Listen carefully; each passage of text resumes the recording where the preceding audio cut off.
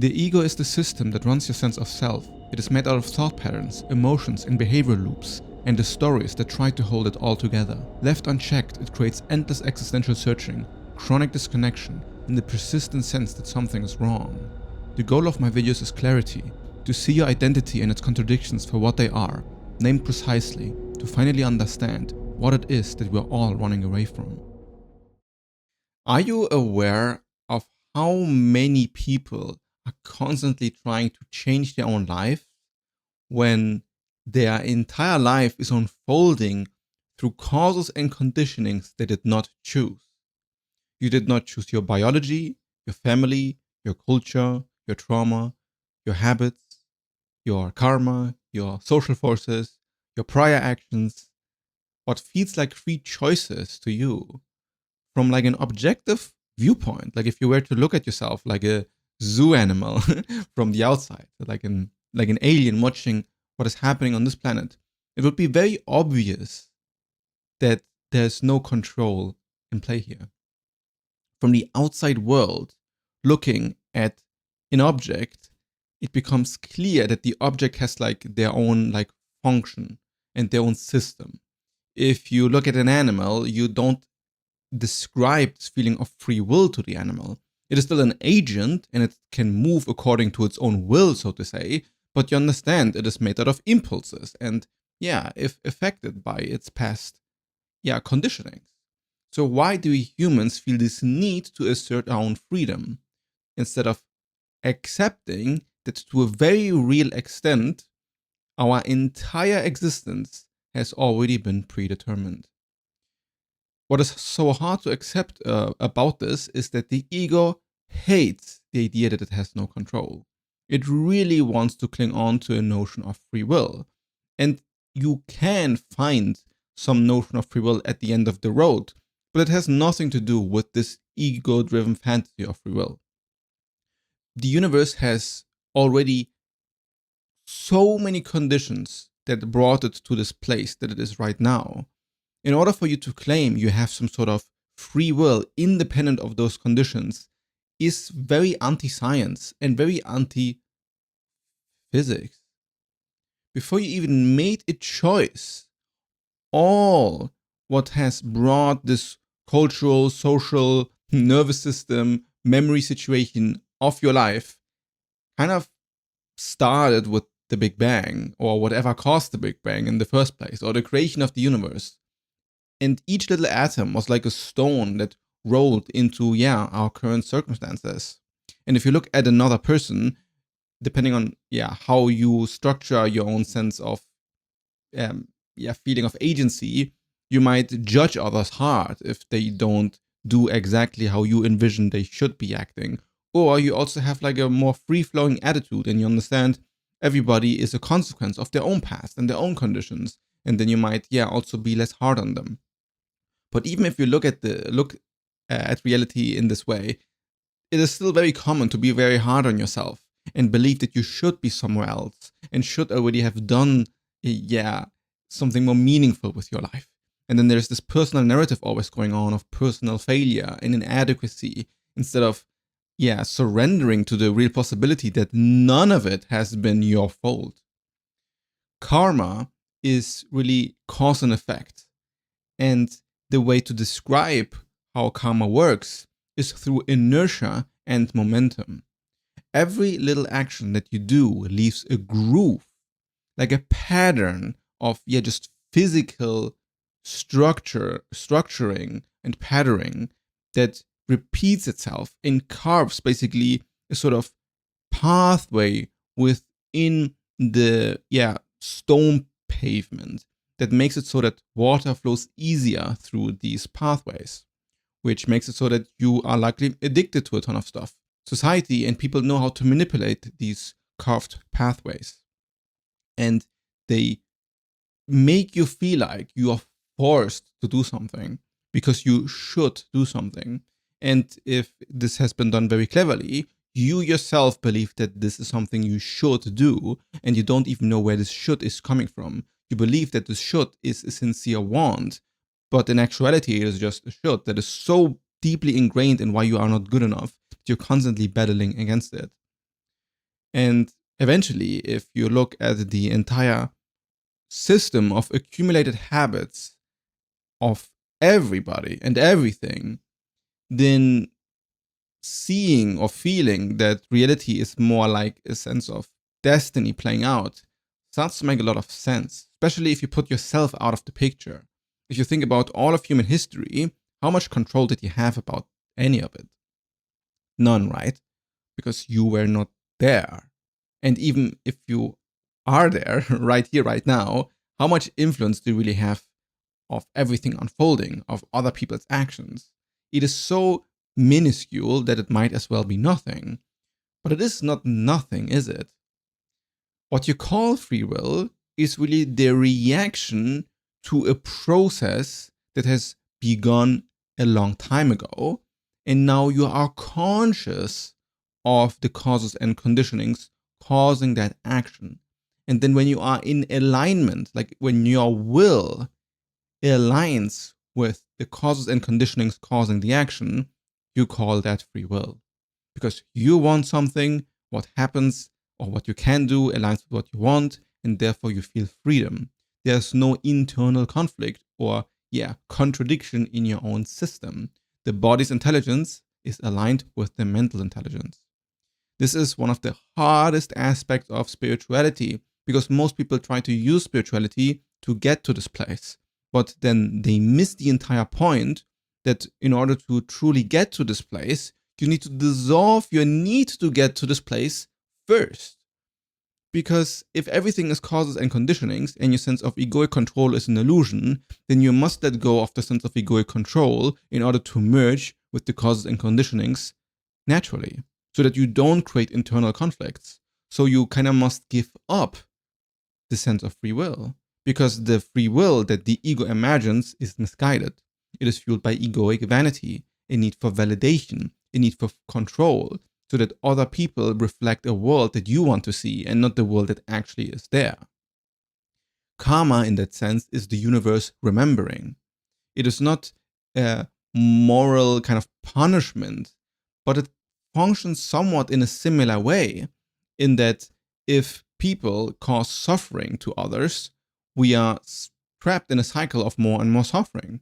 If we are living in a world where the powerful suppress the weak, and then the powerful are just a few and the weak are in masses, then fact is that existence perpetuates suffering for most people. And the powerful and few believe that they are disconnected from the system because once they die, they get away with all the evil. And in some instance, you might say this is kind of true because, a lot of evil people get away with very horrible stuff, which I want to write a Substack article in the future about, or like I am writing one right now, but I just think it's a bit too unhinged to release it to just the open public. But you will see more stuff on there. But the feeling that you can get here is that you can really get away without being punished if you don't act in alignment with what other people need. And if you follow this idea of no self and universal consciousness to its logical conclusion, then there's not very much a difference between the victim and the perpetrator, and it is really reality harming itself endlessly. So even if you think you get away with all of the suffering you cause, you're pretty much inflicting it on yourself if you see your identity more than just your finite singular self. So in the moment you decide that your life matters beyond yourself because your actions actually have consequences beyond yourself, and that the conditionings that are currently present are inevitable, then there's a natural movement towards a different type of freedom, a freedom that is caused by the pure awareness and consequences of your actions. How causality made you into who you are now without judging this process. So awakening is not the freedom from causality, but the universe becoming conscious of its own causality. So if your life is already written by some sort of cosmic physical process, then reading clearly in the way it is written for the first time is truly participating in it, and therefore changing the model that you can project into the future. Now, this might sound again like a sort of compatibilism now, because if I can change the future isn't actually predetermined. And if you look at all the religious texts, there's a lot of conflict there between, people believing that God can foresee the future, but this isn't the same as actually changing the future. Or like, you still have free will, even though God is all-knowing. It's just that he already knows what you're going to do. It's like having a recording of like a football game, and you might already know what the football game will end like because you have the video recording, but it doesn't mean that you actually have an influence over the play. Or you say, no, it has been decided to be this way by, some sort of cosmic entity, and therefore there's really no agency at all. But then you should ask, okay, who decided this then? Because as far as we can look at reality, there seems to be just billions and billions of physical interactions in play. And as much as we want to grasp for this idea of a godhood to come and save us, it seems to be very much that there are almost infinite agents having infinite amount of choice, or at least infinite amount of consequences. So it's not that determinism makes it so that nothing matters, and in actuality it makes it so that everything matters, because everything becomes a cause for the future. If you start to become aware of how much every single decision you make in your life influences the next year of your life, or the entirety of your life, then there's not really any action you can do that has no karmic consequence. All the food that you put in your body, all the media you consume, all the information you consume, all the actions that you express in the world, all of this has consequences. And what the ego does is it sees that and it actually becomes quite scared. This increases the desire for control, and it increases the desire to have some sort of free will in order to control this massive amount of consequences. But just a little bit of introspection could tell you that, this doesn't really make much sense. Which of your 1 billion cells in your body is having, the control of you? Like there's too much going on at any point in time, even just in your body alone, ignoring even all of the outside circumstances. What we usually lack is the awareness of how much we are influenced by our circumstances in our own biology. Like if you sleep bad, you make worse choices. This is not a mystery. This is a very clearly studied effect. And if you want to, work out more, then creating the conditionings, like having sport shoes right in front of your door when you leave the house, makes it more likely that you're going to work out. And like these typical small productivity tips, but there are so many of them that you might not be conscious of that are individual and unique to you. Because it's not just about general cause and effect advice, but how do you really function, and have you learned how you function? If you have learned how you function, you have actually more control in the matter here.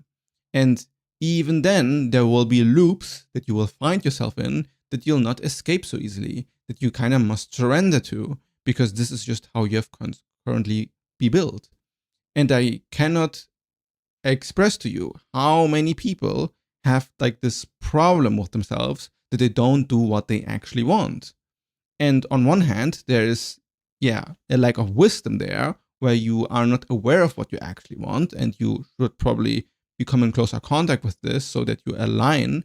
But on the other hand, if you have not been doing what you want for many years, then this pattern is like a groove now, like you have a certain momentum that is super difficult to change. Like it is inertia now that brings you into homeostasis, like just into your baseline. And if your baseline is smoking a pack of cigarettes a day, moving away from this baseline is very hard. It requires you to be aware of the pattern in so many instances, and then to consciously not choose the pattern without being too judgmental about yourself. Because judgment usually just pulls you into the opposite direction. Like if you judge yourself hardly, you're going to have more ego narratives that cling for more control, and therefore find more comfort in what you're used to do. So this means that no action is ever isolated, and every act becomes part of the entire machinery where the life that is being written happens. So you might say that from like a sort of block universe perspective, all of existence is already predetermined and everything exists all together at once. But on the individual layer, like you as a person living through your life, every single instance is where the universe actually decides for the first time what is going to happen, and you move through these happenings. So yeah, who knows if there are like 1 billion branches of futures, and you, every moment you make a decision, just choose a different timeline, or if there's just one timeline and you're just moving through that clearly. I don't think that this distinction really makes much sense. Like, you can fantasize or philosophize about these possibilities, but if we put ourselves in the moment of experience of now and here, then the nature of the thing is that it is pretty much unpredictable, and you don't know exactly what is going to happen in the future, and you know that when you do something now, it is going to affect the future from now. And if you then wonder, okay, so if I act now, is this action really free, or is it caused by past conditionings? Well, you're never going to escape all of past conditionings in some ultimate sense. This doesn't make any sense. But if you are constantly haunted by causes and conditionings, and you're not aware that these are what causes you to act, then of course you're not going to be free. But if you start to become aware of the fact that, oh, I lash out because as a child my parents did da da da da da, then this awareness in of itself changes the structure of the thing, because it becomes less reactive and more, observatory, like just looking at what manifests and what unfolds without immediately identifying yourself as being the thing that unfolds, but being like, okay, yeah, this is a part of a pattern that has played itself out a lot of times, and I can decide if I want to keep this pattern alive or not. So the momentum that you have each moment in time is in action, memory, desire, and consequence. And you can never be separate from the chain in some ultimate way. You can just be separate in the sense that when you are aware of it, you are untouched by it. This is really what, the sense of freedom is. It is not identifying with what is happening while still acknowledging that what is happening is in fact happening, and you're not going to escape it with some, extrapolation of magical higher consciousness or whatever. Like, you are here, you are alive, and your life must be lived. Freedom is stop making every moment a story of your own intention or control, and to not need to assert your own personal narratives in every single situation for you to be able to act. It's precisely that what makes people not act, because most things people want to do are actually quite easy. And this might sound kind of mean, but I know this from experience, because there are so many things that I slowly built up in my life, like just the ability to do my first YouTube video, or the ability to finally go to the gym for the first time and being like, oh, this is kind of scary, I don't know how to do any of this, or to approach strangers and go on dates and whatever it is that brings you anxiety. Wanting to move through that anxiety and making the first little step breaks the chain of conditionings. If, for example, you get into a groove where the first thing you do when you wake up in the morning is grab your phone, then this is, for example, like one of these unconscious patterns that becomes so normalized that you don't understand how it affects the rest of the entire day. Because, your dopamine reward system already gets rewired the moment you open your eyes. It's stuff like this that you kind of have to figure out for yourself. I can help you figure this stuff out in my one-on-one ego architecture audit. If you're interested, the link is in the description. Our universe is always running these patterns and basically figuring itself out along the way. And as a guiding light, I find the desire for well-being something that is truly something that shouldn't be underestimated, because every being just wants to feel okay. And if you start to see that a pattern is just continuously causing you suffering, and you wish for you, like you have the self-compassion and the self-care to not suffer, then over time you will untangle from these patterns, because they're not serving you and you wish the best for yourself.